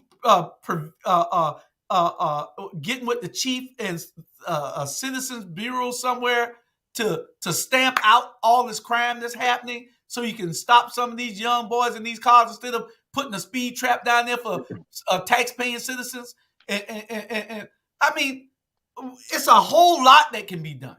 But who the hell is thinking? Everybody is existing in the status quo world because it's all right to let it just be because the same people are suffering and you're not relieving our suffering. Whew. Yeah. Natalie, you are right. Mindset change is required. Yeah. We must care about ourselves, but then when we elect people, they must also care about us also. Yeah. And they're not. You know what? One thing, I can't remember who said this, but it's like this. They was already down there in Brunswick, right? I mean, people came off from all over the place, right? Now they go back and they go hide wherever they've been hiding at until next time. That's one thing about us black people. We not consistent. You know what I'm saying? We want to march on for a week, and then all of a sudden we don't go no more. We want to fight for our community for a week, and then we don't fight no more. You know what I'm saying? It's like we never have been consistent of doing what we need to do. It's always when the camera's around, they want to do, but when they ain't around, they don't want to do anything. And that's the problem I have, man. I'm like, if you ain't been here last week, don't come here this week. You know what I'm saying? Don't come here. Al Sharpton, don't come here. You know what I'm saying? Jesse, don't come here. You know, all the people down in Brunswick, you know what I'm saying? Okay, now they done going back. Okay, don't come here at the end of the day. Stop doing stuff to be seen. You know what? The most people that really and truly doing something is the people that behind the scene that don't want the platform. You know what I'm saying? They don't want the platform. I don't need no platform to help somebody. I don't need to go on TV and be seen to help somebody. If a little kid out there hungry, I'm going to try my best to feed them. I'm going to say, hey, take this here and take it home with you. And that's the problem, man. It's like we let people treat us all kind of way until we step up. If somebody hit me, I'm going to hit them back. I don't care who it is. You hit me, I'm gonna hit you back. I'm about to come hit you now. You know what I'm saying? Hey, and I'm like this. If you even attempt to hit me, I'm gonna hit you. At the end of the day, we got fire with fire, man. Until we stand up for what's right and start accepting to what's wrong, it's gonna always be that way. Nadra he's down in New Orleans. He used to live here in Savannah. He said, your mayor met with the pastors so they could put a black face on white militarized response if rioting happened. It wasn't for the benefit of our community. You know what? I believe that. I believe that. Special interest groups motivated Vane to call those pastors. They don't want a good thing messed up. I believe that. That's also correct also. Yeah. Deidre Grimm, true. Equitable treatment makes expulsion difficult. Outside of the killings, Washington has one of the lowest crime rates in the country. Yeah. Yeah. And you know what? That outside of the killings. Yeah. He may be a damn fool, but you know what? He fighting for his people. Oh, Mayor Mary fought. He fought for his people, man. Yeah. Period. Man, that man's good, man. My thing is, they tried to, when people get mad, it's like Cuomo, when people get mad at you and they got power, they're going to make you look bad. Keep people private business out there. Man Barry was good. I don't care what he put in his mouth or his nose. I give a shit. He knew how to do leadership. Yeah. That ain't my business what he did at his house. Hey. Gloria Miller said, would white leadership forming, grooming, passing the baton be a racist thing? No, they do it every day. Hello. They do it every day. Yeah. They do it every day. They do it. But y'all know this. People don't realize this. The Clintons, the Trumps, the Bidens are all friends. Think about that. They're all friends. Yeah. They do it every day. Yeah. We just don't do it. Yeah. Yeah. Yeah, and they stick together, man. We can't stick together for nothing in the world, man. We cannot stick together. Man, I just don't understand. You know what they love? They love when we play football, basketball, baseball. We can come together as one when it comes to sports. But after that, that's it. We can't come together. That's it. Man, I got a picture of Bernard on one of my pages. It had Richard Mole, Chief, Brock, and a few other ones. Back then, man, them jokers took they may not agree on everything, but I can guarantee you this: if something happened at this school, this one gonna call this one. Hey, check this out, check this. Man, now man, sure I can see somebody come to shoot you, and I ain't gonna say nothing. Hey, that's the sick thing about it. Yeah.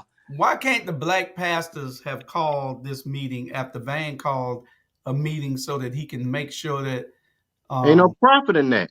Yeah, ain't no profit in it. Yeah. Ain't no profit in saving your people. Yeah. Ain't no profit in doing what God needs you to do to save your people. Ain't no profit.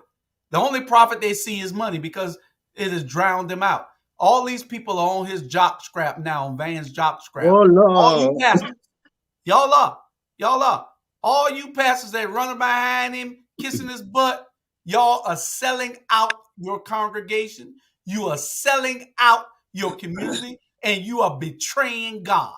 You could talk about any damn thing you want to do and say, who am I to say anything from 30 years ago? That was 30 years ago. Watch me now. What the hell are you doing now? Yeah. That's what makes the difference. What are you doing now? Yeah. I'm not going to talk about yesterday. Show me what you're going to do today. You have an obligation to the people. Fulfill it. Yeah. Fulfill it. Hey, I'll get on my damn nerve with this. Just like he called a meeting with the pastor. Hey, Van, I want to call a meeting with you. I want to call a meeting with you now, and say, okay, what you doing? Okay, when you gonna clean that goddamn trash up down West Savannah? Or when you gonna clean that trash up right down on Bay Street? The trash still sitting there. You know what I'm saying? I'm like, woo, Julius got a pop on his finger. Julius ain't gonna get no dinner tonight. Calm down, sir. Hey, Julius sounded like me last night. You ain't got nothing to say, but no, I be able to talk back now. Hey. Gloria Miller, I appreciate you watching, and I can tell you this. I don't know who you are, but keep voting for the Democrat. She said keep voting for the Democrats. Well, Gloria, the alternative is voting for Republicans. The Republicans is a non-starter. They don't have any compassion. They'll treat our neighborhoods worse than what these Democrats are neglecting them will. So who are we going to vote for? The thing is, if you already have something, work within it and get it right. We already got the Democratic Party, take it over. We want to start all these other third parties. That's just them and putting it in the minds of people to go start the third party so you can split the vote. That's what the man just said. We fight amongst ourselves while the white people look. Really? Yeah. You got a party. Work with it. Yeah. That's right. I agree. And honestly, I agree with you, man. Chatham County got one of the most accessible and open Democratic parties. Come join, man. I mean, listen, there's so much work to be done. And, especially, and Julius, this is a great thing you talk about. Julius talks about this a lot, Bernard. If you want to be involved, you ain't got to be on the front lines. But if you do want to be on the front lines, you need to be involved. And what that looks like is getting involved with some of these campaigns like Dr. Hall's campaign, my campaign. We got a young man running for school board who I fully endorse, and that's Todd Rose. We need to get you involved with these campaigns so that, whether you want to be on the front end or the back end, get involved and help so you can see how it happens, how it works. Yeah. That's correct. Start serving now, so when you're ready to run, you'll know what it entails. Yeah. You know everything. You know about raising funds. You'll know about having meetings, debating, everything. Your field work, your ground game. All these things are important in politics if you want to win. There's a pattern to winning. There's a formula to it. There's a formula to it. Don't just look at the numbers. The numbers will lie to you. You got to know your win number yourself. You got to go out and make that number a reality. They told my wife she would get slaughtered. We end up doing the slaughter. Yeah. Yeah. And just be honest with yourself. You know, don't tell the people what you're gonna do, and then when you get in office, you doing the opposite. You know, we as Black people have really and truly let each other down. You know what I'm saying? And we so far down, man. It's like it's gonna take a miracle to pull us back up. Like I said, what's the word? Believe. You know, I'm like, it got to start some way. You know, and if you trying to take somebody past and make their future, you're a fool. What like you say, what you did 30 years ago, that's 30 years ago.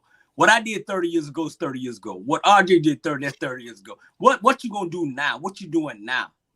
At the end of the day, if you stand up and have a voice, you never know, it may change something. And one thing they got to realize, Bernard, is that we're going to speak our mind. Because guess what? We're not scared of no damn body. You can tell anybody you want to what I just said. Yeah. I don't shade Calm it for down, nobody. sir. Yeah. Yeah.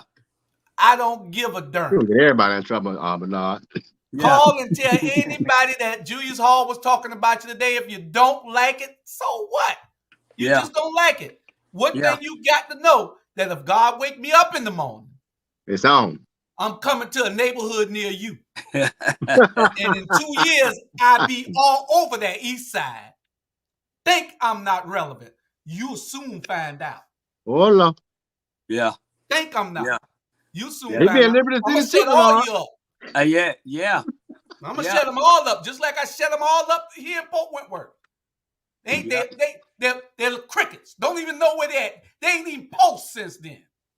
This is how you shut them down. I'm the damn Deion Sanders of political campaigns here. I'm going to shut you down. I would say, I got a whole team with me. I told them my army was coming. I didn't even bring the army. I brought a little platoon, a little battalion. For Port Wentworth. We bringing an army to the east side. Believe that. Mm-hmm. Y'all know who I'm talking about.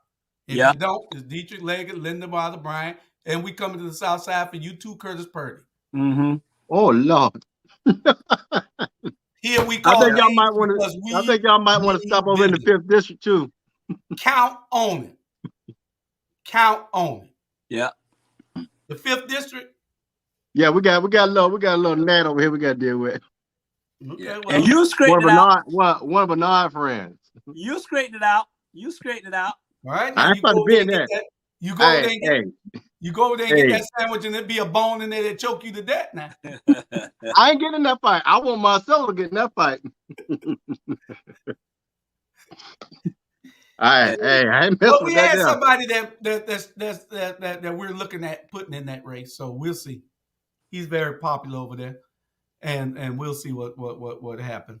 Because one thing that y'all got to know, irrespective of friendships, right, irrespective of bloodship and relationships, we're gonna tell it like it is here. I'm gonna tell y'all how I feel. If you're doing something wrong that's a detriment to the people, then you will hear it here.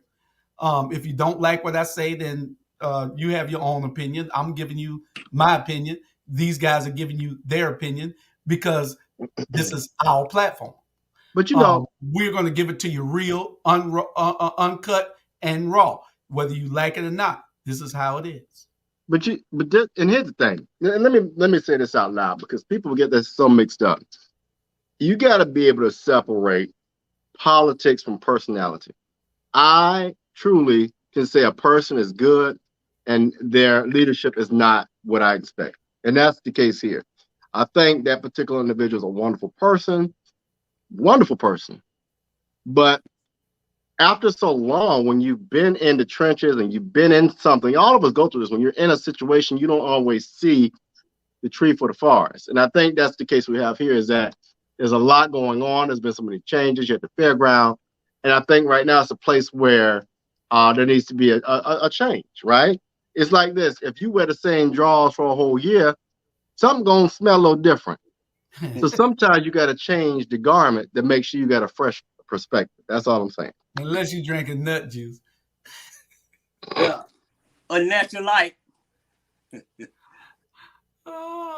Okay, the 5th District Coalition of Presidents will not stand for foolishness. And Melinda Gwen Thornton, I think they're moving you into the 5th District Coalition after a while. I think they cut y'all out of the 8th District. Oh, but you're Cloverdale coming over here. I love it. Yeah, I love it. I thought that should have been the case all along. 5th District need to be, we need to honestly be all the way from Tremont down to Cloverdale, back all the way down through Can, up through Brownsville, Collar Brownsville, come back over through Taylorville and back up to Liberty City. That needs to be the 5th District. Well, they ain't did no city districts yet. And I'm just saying that they are trying to make this a strong mayor, like he's going to be there. See, you don't mess up things just so that you can feel comfortable and mess it up for the future leaders later on. If you change the form of government here to a strong mayor and you only going to be there one term, then you mess it up for everybody else. If you change the form of government we have here with 6 aldermen and 2 at large and make it 8 automatic districts, then you mess it up for people coming later on. This plan ain't no plan of his. This is a plan that they put in his head. And he's being led by some people. That's what kind of person he is. He gets led easily. He ain't no thinker, no deep thinker, because if he was, he'd be out here with Keisha and Alicia and Bernetta advocating for the people. Tell me why they don't advocate for the people. But I just Please tell me why. Tell me why he don't. Tell me why he isn't right there with Alicia, Keisha, and Bernetta advocating for the underserved communities. Tell me that. And y'all around here following him like damn fools. Bernard. Dr. Brian said, I gotta light it up because Jules about to get everybody in trouble. Tyna told him to chill out now. All 3 of them about to get a mess. Dr. Brian, you are correct. We have to learn to agree to disagree. We can like a person, but if they are not qualified, you should not be elected.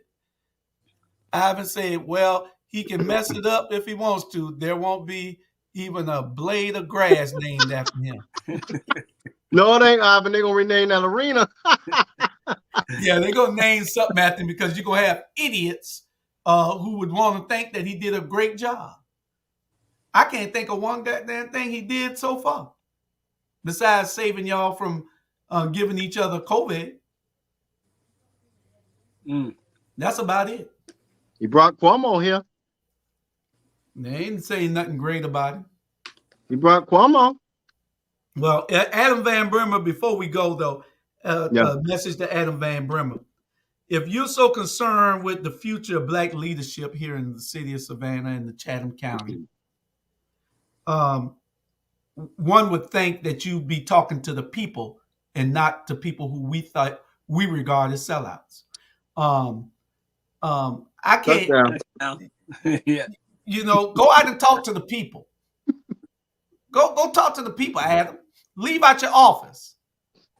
Go talk to the people. That's the problem with your paper today. You don't go talk to nobody. You just print articles that are racist, and you think that we should agree with it. You're not talking to us, so we don't buy your paper. You're not speaking to us, you're speaking at us. So nobody wants that newspaper. There's nothing in it for us. You're talking about us all day long. And then you got the same thing from the media, the digital media, with the television stations. They don't broadcast what they should. All they want to broadcast is something horrible in our neighborhoods. And they'll spend 5 minutes on a story about a dog, a damn dog. You black people with these dogs in y'all houses nowadays. Anyway, I ain't talking to y'all too. You saw he threw that shot at me, brother. That was so messed up. Hey, I bet you your mama didn't have no dog in the house when you was little. No, you don't like that now. Dogs was Well, she don't dogs look. was dogs was made for the backyard. That's where Hey. dog live. Oh Lord, they gonna. Okay, we ain't gonna, that's for another show. Morning, child, but no. Hey, That's for another show. my sister. But anyway, hey, y'all made me get off subject. I forgot what the hell I was going to say.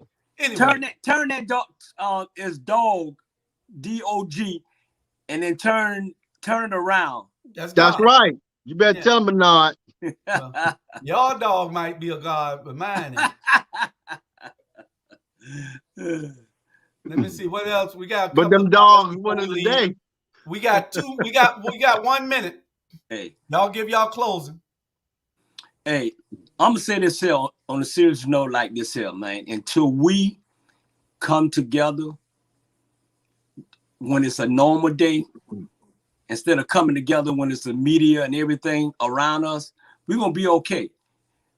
You know what I'm saying? To clean up Savannah is gonna take Jewish Hall, and it's gonna take RG and Jay and Jamal and Keisha and the rest of them that's doing what is need to be done right, like you're doing with ATR.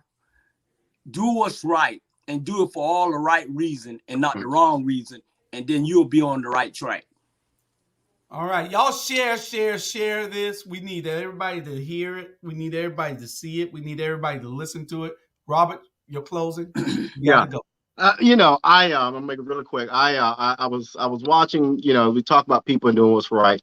I was watching this week where people were, and rightfully so, patting themselves on the back, getting that one community service project out of the way as a checkbox. People, I want you to listen. Every day there's a person. Look at the clock in the corner now. I'm coming to you. You All are ready. All right. People, there are folks hungry every day. There are folks homeless every day. Don't just take 1 or 2 days out of the year and worry about it. Worry about it every day, and stop trying to parade your one community service project. Worry about it every day. Stop trying to get a pat on the back and care about the people on an everyday basis.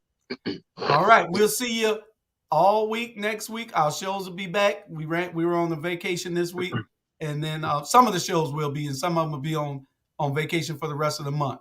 So good night, good evening, and we'll get with you. Yeah, be good.